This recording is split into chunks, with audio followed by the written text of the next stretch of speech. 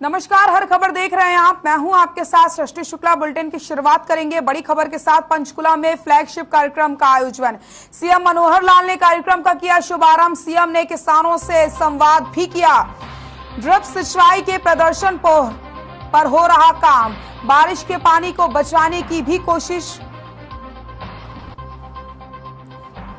नहर के पानी की व्यवस्था बहुत कम, पानी की एक एक बूंद को बचवाना है। मुख्यमंत्री मनोहर लाल ने कहा कि पानी की एक एक बूंद को बचवाना है, पानी बहुत अमूल्य है।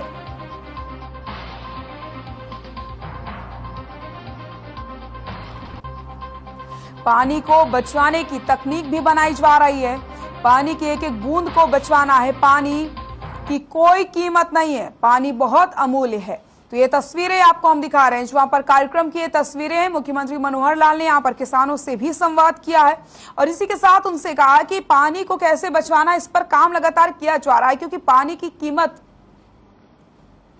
नहीं होती है, पानी अमूल्य है और इसके लिए कदम भी लगातार उठाए जा रहे हैं। पंचकुला में फ्लैगशिप कार्यक्रम का आयोजन हुआ, ये तस्वीरें आपको हम दिखा रहे हैं, जहां पर कृषि मंत्री जेपी दलाल भी इस मौके पर मौजूद हैं।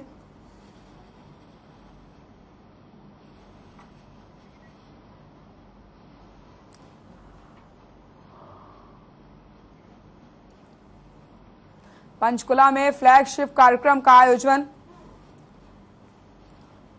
सीएम मनोहर लाल ने शिरकत की और उन्होंने कहा कि पानी के एक एक बूंद को बचवाना है, पानी बहुत अमूल्य है, इसके लिए कार्य भी किए जा रहे हैं। पानीपत से बड़ी खबर आपको बता देते हैं। महिला एवं बाल विकास विभाग की बैठक में शामिल हुई रेणु भाटिया। राज्य महिला आयोग की चेयरपर्सन है रेणु भाटिया। निजी होटल में जोनल बैठक जारी, पंजाब, हिमाचल, चंडीगढ़, दिल्ली के प्रतिभागी इस बैठक में मौजूद। विधायक प्रमोद विज, उपायुक्त सुशील सारवान मौजूद। दीप जलाकर के बैठक का शुभारंभ किया गया।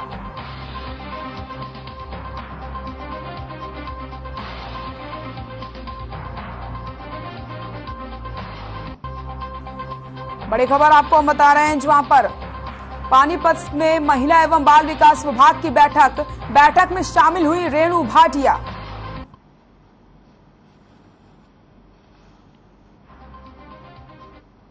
दीप जलाकर के किया बैठक का शुभारंभ।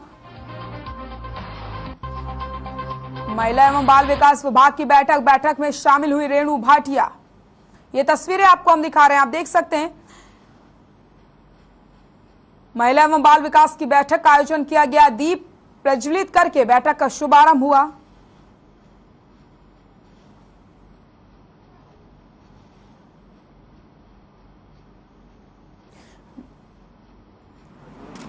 महिला एवं बाल विकास विभाग की बैठक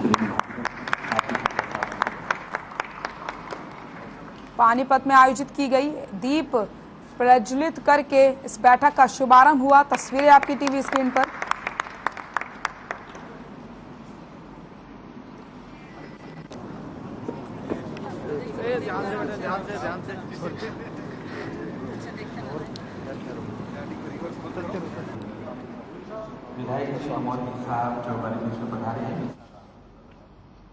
चंडीगढ़ से इस वक्त की बड़ी खबर आपको बता देते हैं। जीएसटी काउंसिल की बैठक जारी, इस वक्त की बड़ी और अहम खबर, जीएसटी काउंसिल की बैठक जारी। चंडीगढ़ से बड़ी खबर, जीएसटी परिषद की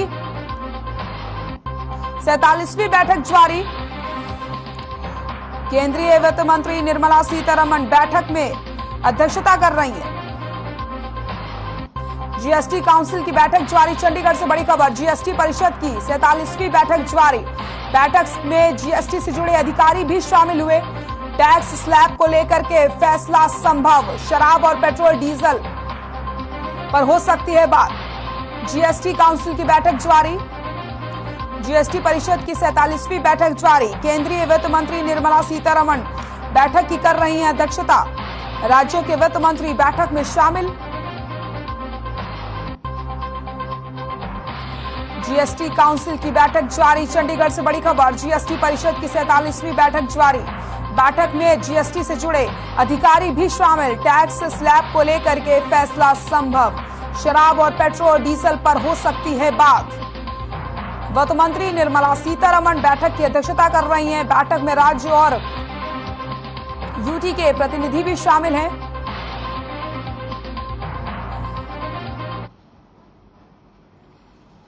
देश में एक दिन में 11,793 कोरोना के नए केस सामने आए और कोरोना के चलते 27 लोगों की मौत हो गई है, जबकि 9,486 लोग कोरोना से ठीक हुए हैं, जिसके बाद देश में कोरोना का रिकवरी रेट 98.57% हो गया है। बात करें कोरोना के एक्टिव केसों की तो देश में फिलहाल कोरोना के 96,700 केस एक्टिव हैं और अब तक देश में कोरोना से 5,25,047 लोगों की मौत हो चुकी है।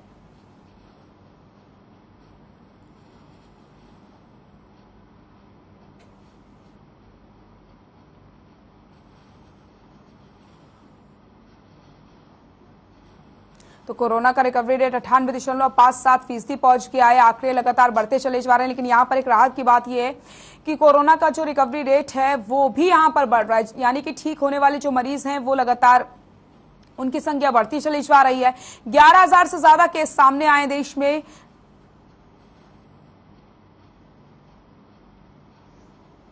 देश में कोरोना के 11,793 केस मिले हैं। हरियाणा में एक दिन में कोरोना के 450 नए मामले सामने आए। वहीं प्रदेश में कोरोना के चलते एक भी मौत नहीं हुई है और 663 लोगों ने कोरोना को मात दी है, जिसके चलते कोरोना का रिकवरी रेट 98.67% पहुंच गया। वहीं पिछले 24 घंटे में अकेले गुरुग्राम में 220 नए पॉजिटिव केस सामने आए, जबकि फरीदाबाद में 47 नए संक्रमित मिले। इसके अलावा हिसार में 18 और पंचकुला में 27 नए केस मिले हैं। रोहतक में 14 तो झज्जर में 4 केस मिले। वहीं अगर बात करें प्रदेश में एक्टिव केसों की तो फिलहाल प्रदेश में कोरोना के 2,853 केस एक्टिव हैं, जबकि 10,622 लोगों ने अब तक अपनी जान गंवाई है।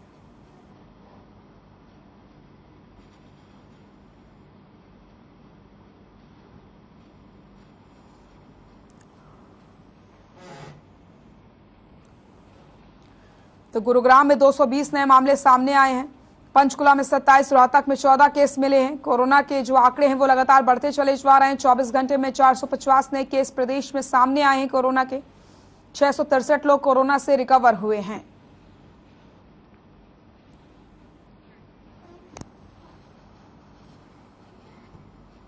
मुख्यमंत्री मनोहर लाल ने कई जिलों में की गई अपनी घोषणाओं के क्रियान्वयन को लेकर के चंडीगढ़ में बैठक आयोजित की है। इस दौरान मुख्यमंत्री ने कहा कि जिलों में कई दौरों के दौरान 9,128 घोषणाएं की गई, जिनमें से 5,947 पूरी की जा चुकी हैं। इसके अलावा 1,445 घोषणाओं पर कार्य प्रगति पर है और 1,359 घोषणाएं लंबित हैं, जिन पर जल्द से जल्द कार्य शुरू किया जाएगा। आगे उन्होंने ये कहा कि कुरुक्षेत्र में बनाए जाने वाले सिख म्यूजियम के लिए संबंधित अधिकारी दौरा करके 2 दिन में रिपोर्ट सौंपेंगे। वहीं रोड के दायरे में आने वाली दुकानों को नियमित करने के लिए सर्वे करवाकर नीति तैयार की जाए। इस दौरान प्राधिकरण के अधिकारियों ने मुख्यमंत्री मनोहर लाल को बताया कि रिहायशी क्षेत्र के आसपास ही गेस्ट हाउस बनाने की अनुमति प्रदान की जाए।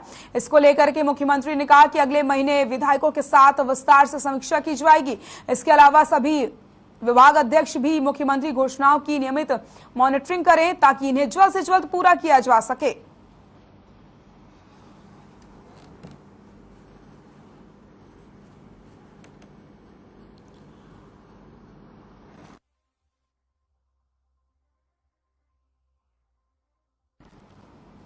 उप मुख्यमंत्री दुष्यंत चौटाला ने चंडीगढ़ में विकास एवं पंचायत विभाग के अधिकारियों की बैठक की। इस अवसर पर विकास एवं पंचायत मंत्री देवेंद्र सिंह बबली मौजूद रहे। आपको बता दें कि उन्होंने कहा कि राज्य के गांवों में लोग अपने घरों से कूड़ा करकट उठाकर बाहर फिरनी या पंचायती जमीन पर डाल देते हैं, जिसके कारण गंदगी का आलम बन जाता है। बारिश के दिनों में बीमारियां फैलने की आशंका बन जाती है। इस गंदगी से निजात दिलाने के लिए राज्य सरकार ने डोर टू डोर कूड़ा उठाने की योजना बनाने का निर्णय लिया। जानकारी के मुताबिक ये कार्य किसी कंपनी या एनजीओ के जरिए करवाया जाएगा। वहीं उप मुख्यमंत्री ने अधिकारियों को निर्देश देते हुए कहा कि ऐसी योजना बनाए जिसमें डोर टू डोर कूड़ा उठाने वाली कंपनी अथवा एनजीओ ही गांव के सार्वजनिक स्थानों को चिन्हित करके वहां से कूड़ा करकट उठाएं।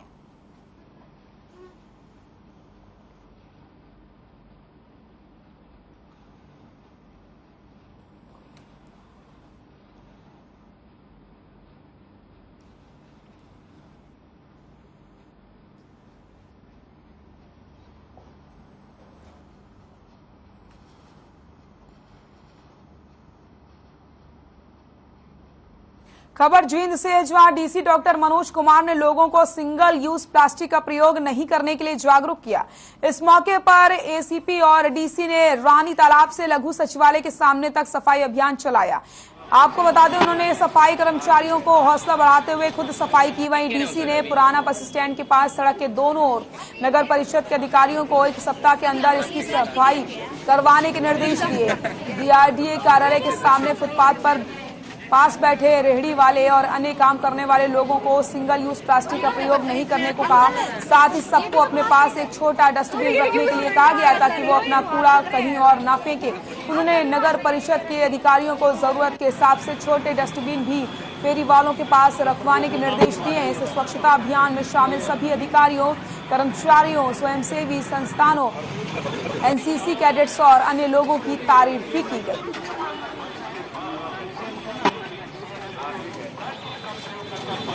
जैसा कि एसपी साहब ने बताया, ईओ साहब ने बताया, जो सिंगल यूज प्लास्टिक है 100 माइक्रोन तक का, उसके ऊपर 1 जुलाई से बैन शुरू हो गया।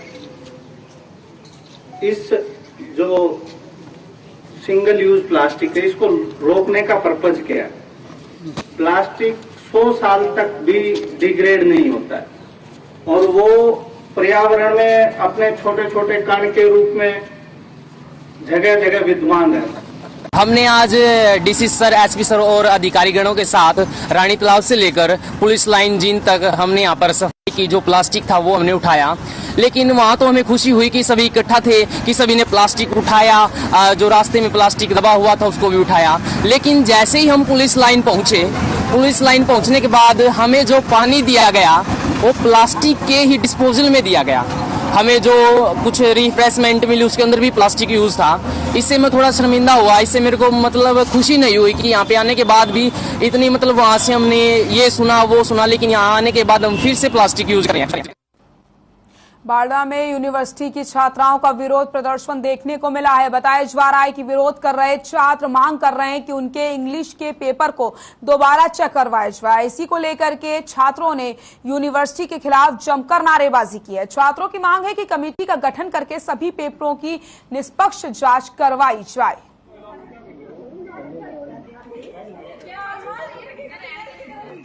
बारडा महाविद्यालय की छात्राएं हैं और हमारे सर ने ना हमारे पेपर गलती से चेक किए हैं, गलत तरीके से, और उन्हें सबको दिए हैं। और हम चाहते हैं कि हमारे पेपर है ना यूनिवर्सिटी में चेक हो, यहाँ पे नहीं। और ऑफलाइन देने के लिए हम पे दबाव दिया गया था कि ये सर ऐसे बोले कि है ना, मेरे तो टाइम टेबल में मेरी क्लास का कोई नाम ही नहीं था और आज तक हमारी क्लास ही नहीं लेते। खबर डेरा बस्सी से, जहां तलाशी के दौरान एक युवक और पुलिस कर्मियों के बीच कहासुनी हो जाती है। पुलिस के मुताबिक पंजाब के मोहाली जिले में हैबतपुर रोड पर एक मोटरसाइकिल पर एक युवक युवती को रोक करके पूछताछ की गई। पुलिस ने युवक से बैग की तलाशी देने को कहा तो बाइक के पीछे बैठी युवती पुलिस से उलझ गई। इस बीच बहस इतनी बढ़ गई कि युवक ने अपने साथियों को बुला लिया, जिन्होंने पुलिस पार्टी पर हमला कर दिया। वहीं पुलिस कर्मियों ने आरोप लगाया कि युवक और उसके साथियों ने गुस्से में आकर के पुलिस पार्टी पर हमला किया है, जिसके बाद अपने बचाव में पुलिस को फायरिंग करनी पड़ी, जिसमें एक व्यक्ति को पैर में गोली लग गई है। वहीं गोली लगने से घायल हुए युवक ने बताया कि उसके जीजा और बहन हैबतपुर रोड पर खड़े थे, तभी एक पुलिस दल आया और बैग की तलाशी लेने के नाम पर उनसे बदतमीजी करने लगा।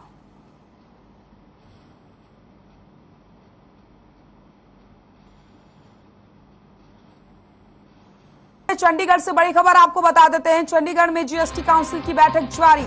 इस वक्त की बड़ी खबर, जीएसटी परिषद की 47वीं बैठक जारी। निर्मला सीतारमण कर रही हैं बैठक की अध्यक्षता। केंद्रीय वित्त मंत्री निर्मला सीतारमण बैठक की अध्यक्षता कर रही हैं। बैठक में राज्यों और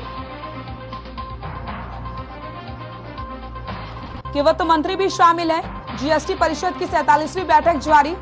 बैठक में जीएसटी से जुड़े अधिकारी भी शामिल हैं। टैक्स स्लैब को लेकर के बात संभव।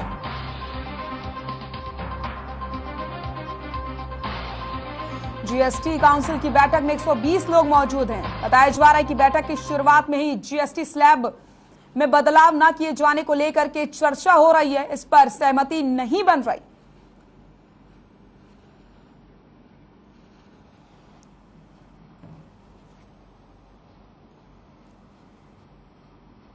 और इसी खबर पर ज्यादा जानकारी के लिए हमारे ब्यूरो हेड स्वर्णजीत हमारे साथ जुड़ गए हैं। स्वर्णजीत, मैं आपका रुख करूंगी। जिस तरीके से जीएसटी काउंसिल की बैठक हो रही है, वित्त मंत्री निर्मला सीतारमण इस बैठक की अध्यक्षता कर रही हैं। इस बैठक में क्या कुछ सामने निकल करके आ सकता है? बिल्कुल सृष्टि, निर्मला सीतारमण की ये दो दिवसीय जो है ये बैठक होने वाली है। 47वीं बैठक है ये राज्यों के साथ। और खास तौर पर मैं बताना चाहूंगा दर्शकों को, इसमें शासित और गैर शासित राज्यों के वित्त मंत्री जो हैं वो इस बैठक में शामिल होने वाले हैं। और साथ ही इसमें विपक्ष शासित राज्य दलों के तर्कसंगत बनाने के साथ साथ राजस्व घाटे की क्षतिपूर्ति को जारी रखने की पुरजोर वकालत करेंगे। लेकिन सृष्टि, सबसे ज्यादा महत्वपूर्ण जो बात है इस बैठक में खास तौर पर ऑन ब्रांडेड पैकेज्ड फूड जो है वो उस पर जीएसटी लग सकता है। जो पैकेज फूड आता है उस पर ये महंगे हो सकते हैं। और खास तौर पर जीएसटी काउंसिल ने जो एग्जम्पशन दिया जाता था जीएसटी में, जिसमें दही, लस्सी, छाछ, नेचुरल हनी, मछली और जो मीट जो कि चिल्ड और फ्रेश के अलावा जो फ्रोजन होता था, वो सब कुछ महंगा हो सकता है। और विदेशी सब्जियां महंगी हो सकती हैं। इसमें ओट्स है, मक्का है, बाजरा है, ये सब महंगे हो सकते हैं। इसके अलावा 1000 रुपए से कम रेट वाले जितने भी होटल हैं उन पर भी 12% जीएसटी लग सकता है। और साथ ही 5000 रुपए से अधिक जो हॉस्पिटल में रूम मिलता है उसमें भी 5% जीएसटी लग सकता है। तो कहीं ना कहीं महंगाई की मार एक बार फिर आम लोगों को पड़ सकती है। और दूसरी तरफ अगर व्यापारियों की बात करें तो उन्हें कुछ राहत मिल सकती है। बिल्कुल स्वर्णजीत, और ये भी जानकारी मिल रही है कि जीएसटी स्लैब में बदलाव न किए जाने को लेकर के सबसे पहले चर्चा की जाती है, लेकिन इसमें सहमति बनती नजर नहीं आ रही है। जी देखिए, दो तरह से इसमें वित्त मंत्री शामिल हो रहे हैं। एक तो हरियाणा में जहां पर एनडीए की सरकार है, और दूसरी तरफ पंजाब की बात करें तो आम आदमी पार्टी की सरकार है। तो दो ग्रुप में एक तरह से अपनी अपनी बात जो, और हिमाचल की बात करें तो वहां पर भी भारतीय जनता पार्टी की सरकार है। लेकिन सृष्टि, इसमें देखने वाली बात है कि सहमति अब कहां तक बन पाएगी, क्योंकि हमारे जो सूत्र बता रहे हैं जो इस बैठक में निकलकर सामने भी आ रहा है जीएसटी काउंसिल की बैठक में, इसमें सोलर, वाटर हीटर, मतलब बहुत सी ऐसी चीजें हैं, चाहे एलईडी, इलेक्ट्रिक की बात करूं, सब कुछ महंगे होने की बात जो है वो की जा रही है। अब आपसी सहमति बन पाएगी नहीं बन पाएगी, ये तो 2 दिवसीय बैठक के बाद ही पता लग पाएगा। और अपने तर्क जो है वो वित्त मंत्री देंगे, राज्यों के जो वित्त मंत्री देंगे। और अभी पंजाब में चौथा दिन है आज बजट का भी, और वित्त मंत्री हरपाल सिंह चीमा यहाँ पर मौजूद हैं। तो अब ये देखना होगा कि निर्मला सीतारमण के साथ तब बैठक में पंजाब शासित वित्त मंत्री जो है वो कब पहुंचते हैं। और अभी जो बैठक में पंजाब, हिमाचल, हरियाणा सब वित्त मंत्री जो हैं वो पहुंचने वाले हैं, और कुछ पहुंच भी चुके हैं। लेकिन जो खबरें सामने आ रही हैं, आम लोगों के जेब पर असर पड़ने वाला है। बिल्कुल स्वर्णजीत, यानी कि जिस तरीके से यहाँ पर कहा गया कि कई सारी चीजों को लेकर के यहाँ पर बातचीत इस बैठक में होनी, और ये बैठक काफी आम भी और खास भी यहाँ पर मानी जा रही। तो स्वर्णजीत, मैं आपसे जानना चाहती हूँ कि इस बैठक के बाद क्या महंगाई का झटका लोगों को लग सकता है? बिल्कुल लग सकता है सृष्टि, महंगाई का झटका लग सकता है। क्योंकि देखिए, हर एक घरेलू सामान की अगर हम बात करें, छाछ, दही की बात हमने की, वो महंगा होने की बात की जा रही है। पैकेट फूड जितना भी है वो महंगा हो सकता है। और साथ ही एलईडी, चाकू, चम्मच, फॉर्क, लाइट्स, छोटी छोटी चीजें भी सृष्टि जो है वो जीएसटी के कारण इसमें जो है असर पड़ सकता है। लेकिन अगर मैं बात करूं तो तर्क क्या दिया जा रहा है? तर्क ये दिया जा रहा है कि उपकर संग्रह में गिरावट के कारण राज्यों की क्षतिपूर्ति कोष में कमी हुई है। और जिससे 2020-21 में जो कर्ज था वो 1.1 लाख करोड़ रुपए, और 21-22 में ये बढ़कर 1.59 करोड़ रुपए का कर्ज लिया था। तो लखनऊ तो ये बहुत से ऐसे कारण हैं, क्योंकि राज्यों बढ़ती महंगाई को लेकर के और बेरोजगारी को लेकर के, एक तरफ से महंगाई की मार, दूसरी तरफ बेरोजगारी की मार। तो अब अगर जीएसटी के कारण आम लोगों की जेब पर असर पड़ता है तो ये भी मैं ये कहूंगा कि आम लोग जो है वो पिसने वाले। बिल्कुल, यहाँ पर विमान और ईंधन को भी जीएसटी के उसमें शामिल करने की तैयारी भी की जा रही है। इसकी कोई जानकारी स्वर्णजीत आपके पास? देखिए, अभी तक मैं ये कहूंगा सृष्टि की, देखिए अगर ईंधन, विमान का ईंधन महंगा होता है या पेट्रोल डीजल में भी कोई हेरफेर होता है तो उसका सीधे तौर पर असर जो है वो आम लोगों को पड़ने वाला है। अभी तक कोई ऐसी मैं ये कहूंगा कि बिल्कुल सटीक जानकारी तो सामने नहीं आई है, लेकिन हम जितनी जानकारी जुटा पाए हैं वो हम अपने दर्शकों को बता रहे हैं। और अगर मैं बात करूं ऑनलाइन गेमिंग की, आज के समय में ऑनलाइन लोग बहुत ज्यादा इस्तेमाल कर रहे हैं, ऑनलाइन ज्यादातर लोग ऑनलाइन रहते हैं, तो ऑनलाइन गेमिंग है, कैसीनो, और अगर घुड़ दौड़ की बात करूं, सब कुछ पर जीएसटी का प्रावधान जो है वो हो सकता है और 28% जीएसटी जो है इन पर लग सकता है। और खास तौर पर अब देखना होगा ई वाहनों पर 5% टैक्स हो सकता है, क्योंकि बीते कल भी आपने देखा था कि मनोहर लाल खट्टर ने ई व्हीकल्स को प्रमोट करने के लिए स्टार्टअप में इसकी चर्चा की थी। तो ई वाहन पर भी 5% जो है जीएसटी लग सकता है। तो यही कारण है कि इसमें बैटरी से लैस या बिना बैटरी के ये वाहन पर 5% टैक्स लगेगा। सोने की कीमतें और पत्थर जो स्टोन्स होते हैं उसके ईवे बिल जारी किए जाएंगे। 2 लाख रुपए एवं उससे अधिक मूल्य के सोने कीमत पत्थरों के राज्यों के बीच इस पर भी जीएसटी लग सकता है। तो सृष्टि कुल मिलाकर अगर मैं बात करूं, हर एक आइटम पर, हर एक घरेलू सामान पर, हमारे एंटरटेनमेंट पर जो है वो जीएसटी लगकर असर दिखाई देगी। बिल्कुल स्वर्णजीत, ये बैठक काफी खास भी मानी जा रही है, जिस तरीके से यहाँ पर ये बैठक हो रही है और इसमें कई अधिकारी मौजूद हैं, मुख्यमंत्री भी, इसी के साथ आपको बताते चले वित्त मंत्री भी इस बैठक में मौजूद है। तो अब देखने वाली बात यही होगी कि बैठक के बाद क्या कुछ सामने निकल कर आता है। बहुत बहुत शुक्रिया आपका स्वर्णजीत तमाम जानकारी के लिए। तो जीएसटी काउंसिल की बैठक हो रही है और इस बैठक में क्या कुछ सामने निकल कर आएगा वो तो देखने वाली बात होगी, लेकिन यहां पर कहीं ना कहीं ये कहा जा रहा है कि इस बैठक के बाद जनता को महंगाई का झटका जरूर पड़ सकता है। फिलहाल खबरों में बस इतना ही। देखते रहिए हर खबर। नमस्कार।